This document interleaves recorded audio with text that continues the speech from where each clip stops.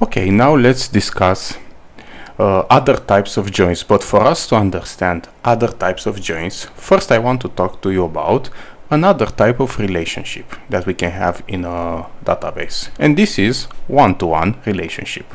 So let's imagine we have a table product. And this table will contain all the necessary fields that we need for us to have a product, let's say, in an e-commerce application. Probably a name, because we can't have a product without a name, and other types of fields. Doesn't matter now. And we can also have another table called product details, which will contain additional columns that we can append to our table product.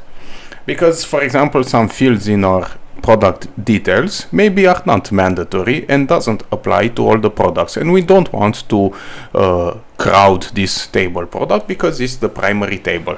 And for example, we can have this one-to-one relationship. And what one-to-one relationship means, let's see here. We have here this table that we will call it product, and it has 3 columns: ID, name, and product details ID.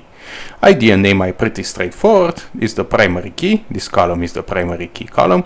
This name, okay, the name of the product. And here we have this product details ID, that it's a foreign key, and this column is just a linked relationship to our primary key in the product details table. And you can see here this number 2 belongs to this. So basically we have set up a relationship between table product and table product details. But on the other side, in product details, we also have this column product ID that sets up the other side of the relationship. So for example, this product one, this row has parent this row in our product, and this is called a one-to-one relationship, or and also a bidirectional relationship, because it's on other side this column. We don't have to necessarily specify both these columns, but if we have both these columns, it's a bidirectional relationship. It's also from the product to the product details, not from the product details to the product. And this one-to-one means that this row can only have only one row in product details, and vice versa. And it's very easy to understand.